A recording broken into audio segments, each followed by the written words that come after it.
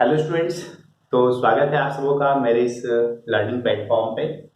तो आज के इस लेक्चर में हम लोग इंडक्टर का दो प्रॉब्लम करेंगे, ठीक है। और ये जो दोनों प्रॉब्लम है बहुत ही इंपॉर्टेंट प्रॉब्लम है। और बेसिकली अगर हम देखें तो आप लोगों को ज्यादा फोर्स करते हैं प्रॉब्लम के ऊपर, ठीक है, क्योंकि प्रॉब्लम से आपका थियोरेटिकल कॉन्सेप्ट जो होता है वो ज्यादा स्ट्रांग होता है, ठीक। तो आज हम कुछ कंसेप्ट्स के साथ साथ प्रॉब्लम्स के साथ साथ कंसेप्ट्स को भी डिस्कस करेंगे, जिसको कि आप लोग समझने का प्रयास करेंगे, ठीक है। चलिए तो हम स्टार्ट करते हैं। क्वेश्चन नंबर 1 जो आपका है कि क्वेश्चन नंबर 1 में क्या बोला था, the current through a 0.1 henry inductor, ठीक है। मतलब यहाँ पे इंडक्टर के इंडक्टेंस वैल्यू को यहाँ पे दे दिया है, ठीक है। तो क्वेश्चन नंबर 1 में जो डाटा पहले गिवन है उसके बारे में हम देखते हैं, फिर हम देखेंगे कि हमको क्या फाइंड आउट करना है, ठीक। तो यहाँ पे इंडक्टेंस का वैल्यू कितना है, 0.1 हेनरी, 0.1 हेनरी, ठीक है। और आई ऑफ टी का वैल्यू देखिए यहाँ पे लिखा था current through 0.1 henry inductor is I of T is equal to 10 t e to the minus 3t ampere. मतलब इस इंडक्टर से जो करंट आपका पास कर रहा है उस करंट का वैल्यू यहाँ पे दे दिया है कितना, 10 टी ई पे पावर माइनस 3, ठीक है। और अगर आप देखें कि टाइप ऑफ करंट मतलब किस टाइप का करंट यहाँ पे फ्लो हो रहा है, तो यहाँ पे देखिए टाइप ऑफ करंट मतलब ये टाइम का फंक्शन एक्चुअली है ना। टाइम का फंक्शन मतलब करंट का जो वैल्यू है वो टाइम के साथ क्या हो रहा है, चेंज कर रहा है, ठीक है। दैट मीन्स यहाँ पे कांस्टेंट करंट नहीं है, यहाँ पे वेरिएबल करंट है। तो according to the variable current inductor किस तरीके से बिहेव करेगा और उस केस में वोल्टेज क्या होगा उसको हम अभी देखेंगे, फाइंड आउट करेंगे। बट आपको ये समझना है कि ये करंट आपका कांस्टेंट करंट नहीं है, ये करंट आपका कैसा है, वेरिएबल करंट है। क्लियर। अब वेरिएबल ऐसा कोई जरूरी नहीं होता है कि साइनसॉइडल ही होना चाहिए, ठीक है। ये साइनसॉइडल करंट नहीं है, ये आपका साइनसॉइडल करंट नहीं है, बट हम इसको क्या बोल सकते हैं कि मेरा वेरिएबल करंट है, ठीक है, ampere. Now find the voltage across the inductor. That means हमको क्या फाइंड आउट करना है, वीएल फाइंड आउट करना है, ठीक है। वीएल फाइंड आउट करना है, वीएल, ठीक। Now end voltage across the inductor and energy stored in it, मतलब हमको डब्ल्यू फाइंड आउट करना है, ठीक है। एनर्जी स्टोर्ड फाइंड आउट करना है और साथ में वोल्टेज अक्रॉस द इंडक्टर हमको फाइंड आउट करना है। तो हम लोग अगर देखें कि फंडामेंटल इक्वेशंस जो होता है इंडक्टर के लिए, वोल्टेज का क्या होता है, वोल्टेज का VL इज इक्वल टू क्या होता है, L D I by D T, L D I by D T, ठीक है। अब देखिए यहाँ पे अगर आपका करंट टाइम के साथ वेरिएबल होगा, टाइम के साथ क्या होगा, वेरिएबल होगा, तो D I by D T का जो वैल्यू मिलेगा हमको नॉन जीरो मिलेगा, ठीक है। अब वो नॉन जीरो वैल्यू कांस्टेंट भी हो सकता है, वेरिएबल भी हो सकता है, वो डिपेंड करेगा कि करंट आपका कैसा है, करंट आपका कैसा है। जैसे कि करंट अगर आई ऑफ टी अगर सपोज मेरा टी होता सपोज, ठीक है, तो ये जो टी है ये भी आपका टाइम के साथ में वेरिएबल है, बट इसको आप डिफरेंशिएट करेंगे तो आपको क्या मिल जाएगा, D I P upon D T का वैल्यू आपको मिल जाएगा 1। तो 1 मिलने का मतलब हुआ कि वोल्टेज आपका इन दैट कंडीशन कांस्टेंट हो जाएगा। मतलब कांस्टेंट वोल्टेज अगर हम अप्लाई करेंगे या इंडक्टर के क्रॉस वोल्टेज अगर कांस्टेंट होगा, इन दैट कंडीशन करंट जो मिलेगा हमको टाइम का फंक्शन मिलेगा and I of T is directly proportional to the time, ठीक है। और यही कंसेप्ट हम पिछले क्लास में भी हम डिस्कस किए थे कि अगर इंडक्टर के क्रॉस हम अगर कांस्टेंट डीसी वोल्टेज सोर्स अगर अप्लाई करेंगे तो इस केस में जो करंट आई ऑफ टी जो होता है, आई ऑफ टी क्या होता है, टाइम के साथ डायरेक्टली प्रोपोर्शनल होता है, ठीक है। I of T is equal to I think VDC by L into T हमको मिला था, है ना। ये अगर एल है, ये आपका VDC है, तो आपको इस तरह का मिला था, ठीक है। सो ये डिपेंड करता है कि वोल्टेज क्या होगा, डिपेंड करेगा करंट कैसा है, ठीक है। अगर यही आई ऑफ टी में टी नहीं होता, टी स्क्वायर अगर होता तो इस केस में हमको क्या मिलता है, यहाँ पे 2t मिलता। तो 2t करने का मतलब हुआ कि वोल्टेज भी जो है आपका टाइम के साथ में क्या है, वेरिएबल है, टाइम के साथ आपका चेंज कर रहा है, ठीक है। सो इस तरह से आपको सोचना होगा किसी भी प्रॉब्लम के लिए। नाउ आप देखिए D I T upon D T find out कीजिए, क्या मिलेगा, D I upon D T क्या मिलेगा। देखिए इधर एल का वैल्यू दिया हुआ है 0.1 Henry, 0.1 into D upon D T of I of T कितना है 10t ई पे पावर माइनस 3t, ठीक है। एम्पियर, एम्पियर अगर होगा तो ये आपका क्या हो जाएगा वोल्ट हो जाएगा, ठीक है। नाउ ये 10 को बाहर निकाल सकते हैं हम लोग, तो 0.1 इंटू 10, ठीक है। और D by D T T into E पे पावर माइनस 3t। अब बताइए इसको डिफरेंशिएट हम लोग कैसे करेंगे, u इंटू वी पे करेंगे, है ना। u इंटू वी मतलब एक बार इसको डिफरेंशिएट करेंगे, कांस्टेंट पकड़ेंगे इसको, सेकेंड टाइम इसको डिफरेंशिएट करेंगे, इसको कांस्टेंट पकड़ेंगे, तो क्या हो जाएगा ये 0.1 इंटू 10 आपका 1 हो जाएगा, इंटू फर्स्ट में u कांस्टेंट पकड़ेंगे, इसको डिफरेंशिएट करेंगे, कितना आ जाएगा -3 ई पे पावर माइनस 3t, है ना।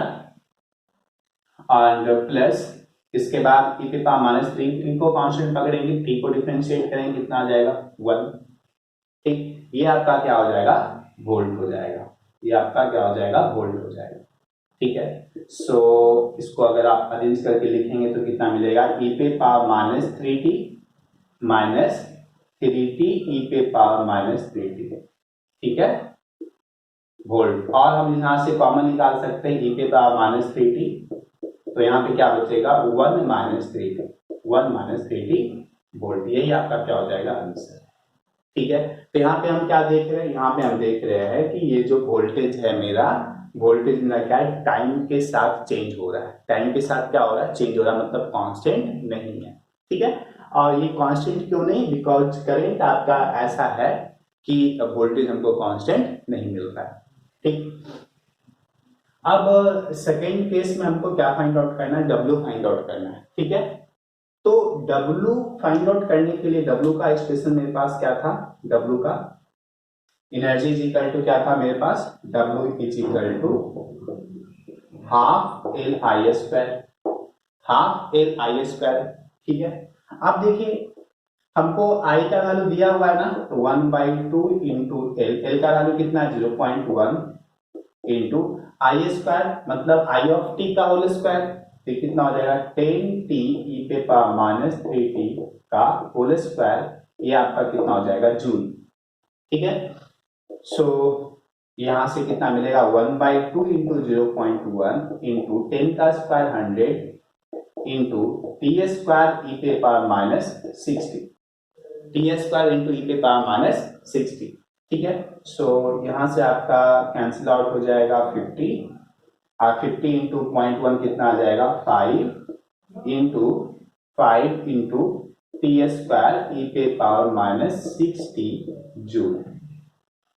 अब देखिए ये जो आपको मिला रिजल्ट, जो आपको मिला energy stored is equal to जो आपको मिला, ये एनर्जी स्टोर्ड किसका फंक्शन है, टाइम का फंक्शन है। ये एनर्जी स्टोर्ड किसका फंक्शन है, आपका टाइम का फंक्शन है। टाइम का फंक्शन इसलिए है कहीं क्वेश्चन में कहीं पे ये मेंशन नहीं किया है कि किस टाइम पे आपको एनर्जी फाइंड आउट करना है, ठीक है। अगर आपको सपोज बोलता कि t is equal to 2 second पे बताइए कितना एनर्जी स्टोर होगा, ठीक है, तो t is equal to 2 second में हम क्या करते हैं, t के बदले 2 सेकेंड पुट कर देते हैं, t is equal to 2 put कर देते हैं, और वहां से जो हमको मिलेगा वही आपका क्या हो जाएगा energy stored at t is equal to 2 second, ठीक है। मतलब अगर I का कुछ फिक्स्ड वैल्यू होगा, I का कुछ फिक्स्ड वैल्यू होगा मतलब कांस्टेंट वैल्यू होगा, तो उस कांस्टेंट वैल्यू यहाँ पे हम पुट करेंगे तो वहां से हमको क्या मिल जाएगा एनर्जी स्टोर मिल जाएगा, ठीक है। अब ये I का फिक्स्ड वैल्यू हमको कब मिलेगा, जब हम t इक्वल टू कुछ पुट करेंगे, मतलब किस टाइम पे कितना करंट फ्लो हो रहा है,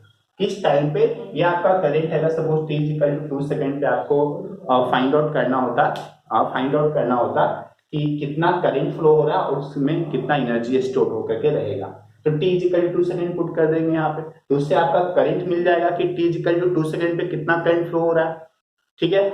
और फिर अगर हमको t इक्वल टू 2 सेकेंड पे एनर्जी स्टोर अगर निकालना है तो यहाँ पे I का जो वैल्यू हम पुट करेंगे, जो हमको यहाँ से मिलेगा t equal to 2 second put करने के बाद उस I का वैल्यू यहाँ पे पुट करेंगे तो हमको एनर्जी स्टोर यहाँ से निकल के आ जाएगा, ठीक है। तो मैं आपको इसलिए फोर्स कर रहा हूं, बता रहा हूं कि ये जो I है आपका, ये I स्मॉल I भी हो सकता है, कैपिटल I भी हो सकता है। स्मॉल I कहने का मतलब वेरिएबल I और कांस्टेंट, कैपिटल I कहने का मतलब हुआ फिक्स्ड I मतलब कांस्टेंट वैल्यू, ठीक, अगर आई का वैल्यू आप टाइम का फंक्शन लेते हैं तो स्मॉल आई लिखेंगे और स्मॉल आई से भी हम यहाँ पे कैलकुलेट कर सकते हैं एंड पुट कर सकते हैं यहाँ पे करंट का सॉरी टाइम का वैल्यू पुट कर सकते हैं और फिर हम एनर्जी स्टोर निकाल सकते हैं। और नहीं तो हम आई पहले कैलकुलेट कर ले, आई पहले कैलकुलेट कर ले और फिर आई का जो वैल्यू मिलेगा वो कांस्टेंट वैल्यू मिलेगा और उस कांस्टेंट वैल्यू मतलब कैपिटल आई भी हम यहाँ पे पुट करके एनर्जी स्टोर फाइंड आउट कर सकते हैं। ठीक है, सो कंफ्यूज नहीं होना है कि यहाँ पे आई जो है वो आई स्मॉल आई होगा या कैपिटल आई होगा। ठीक है, वहां पे हम स्मॉल भी ले सकते हैं और साथ में कैपिटल भी ले सकते हैं। ठीक है, आई थिंक ये आइडिया क्लियर हो गया, क्योंकि ये सब छोटा छोटा कंसेप्ट जो होता है बहुत ही इंपॉर्टेंट होता है, जो स्टूडेंट को बहुत कंफ्यूज करता है और बार बार गलती कर देते हैं इस केस में आप लोग। ठीक है, सो आई थिंक ये क्वेश्चन आपको समझ में आ गया कि कैसे सॉल्व करना है और क्या क्या इसमें ध्यान रखना है और इसमें क्या क्या कंसेप्ट है। ठीक है, मैं जानता हूं कि अगर ये क्वेश्चन आप लोगों को दूंगा तो आप सीधा फार्मूला को यूज करेंगे, फार्मूला को यूज करके आप आंसर फाइंड आउट कर देंगे, लेकिन फार्मूला को यूज करने के बाद जो आंसर आया उसके बारे में आप थिंक नहीं कर पाएंगे। सो इसलिए मैं इस प्रॉब्लम को बता रहा हूं ताकि आप लोग को कुछ और भी चीजें समझ में आए। ठीक है, सिर्फ आंसर फाइंड आउट करना क्वेश्चन से ये इंपॉर्टेंट नहीं है ना। हाँ, चलिए तो हम लोग आते हैं क्वेश्चन नंबर 2 पे। क्वेश्चन नंबर 2 पे अब देखिए, ये प्रॉब्लम अगर आप लोग को होमवर्क में देते, मैक्सिमम टीचर्स लोग क्या करेंगे, इस दो प्रॉब्लम को होमवर्क में दे देंगे और कहेंगे कि आप लोग खुद से बना लीजिए, फॉर्मूला यूज करना है, फॉर्मूला को यूज करके रिजल्ट निकालना है और तो कुछ करना ही नहीं है। आप लोग भी कहेंगे हाँ सही तो बोल रहे हैं सर, फॉर्मूला यूज करना है सर, रिजल्ट निकालना है, लेकिन फॉर्मूला यूज करके रिजल्ट निकालने तक में क्या क्या चीज सोचना है, कहाँ कहाँ पे ध्यान रखना है, ये सब चीज कोई बताते नहीं है ना। और यहीं पे आपको क्या होता है कि डिफिकल्टी होता है, स्टूडेंट लोग समझ नहीं पाते हैं कि क्या है कंसेप्ट। ठीक, सो इसलिए मैं इस प्रॉब्लम को दे भी रहा हूं और साथ में इसको सॉल्व भी कर रहा हूं। ठीक है, चलिए तो क्वेश्चन नंबर 2 पे अब हम लोग आते हैं। अब इसमें जो भी गिवन डाटा होगा पहले उसको हम मेंशन करेंगे, यहाँ पे नोट डाउन करेंगे। तो क्या है आपका, find the current through 5 Henry inductor, मतलब इंडक्टेंस का वैल्यू कितना दिया, 5 Henry. If the voltage across it is VT का वैल्यू कितना दिया हुआ, ये दिया हुआ है ना। हाँ, VT इज इक्वल टू आपका ये दिया हुआ और उसके बाद बोल रहा है क्या, इफ द वोल्टेज, हाँ फाइंड द करंट मतलब आई ऑफ टी फाइंड आउट करना है, I of T find out करना है, वोल्टेज आपका गिवन है, वोल्टेज आपका गिवन है और उसके बाद लास्ट में आपको क्या बोल रहा है, also find the current stored at t is equal to 5 second, मतलब 5 सेकंड पे कितना करंट कितना एनर्जी स्टोर होगा इंडक्टर में, वो हमको फाइंड आउट करना है।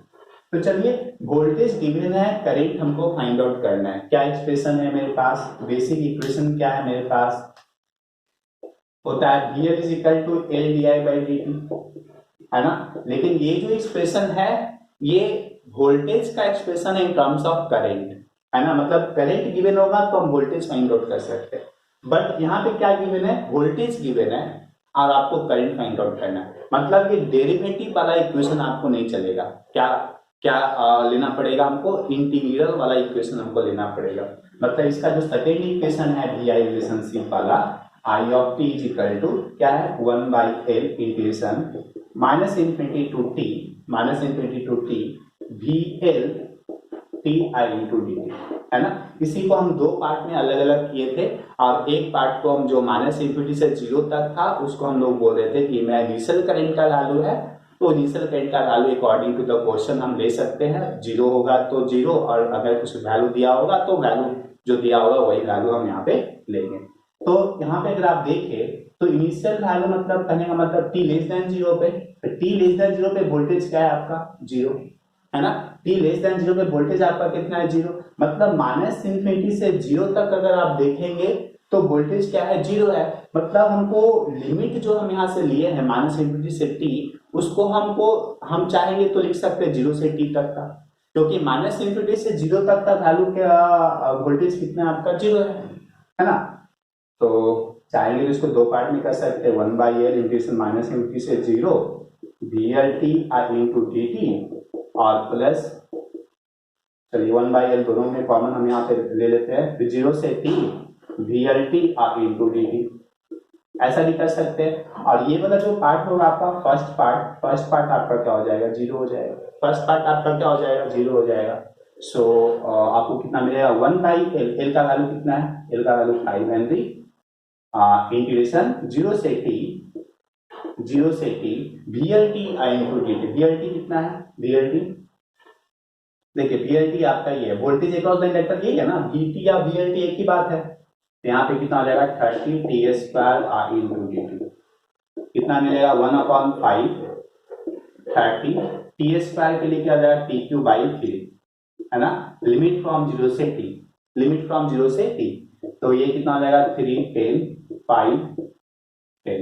कैंसिल आउट क्यों कर दिए कांस्टेंट को, ये तो आपका लिमिट के अंदर है, तो कांस्टेंट को तो बाहर निकाल ही सकते हैं ना, लिमिट पे कोई इफेक्ट पड़ेगा नहीं, तो कांस्टेंट को बाहर निकालेंगे तो वो कैंसिल आउट हो ही जाएगा, तो उसको हम अभी ही कैंसिल आउट कर दिए। ये आपका हो जाएगा 2 और TQ लिमिट फ्रॉम 0 से t।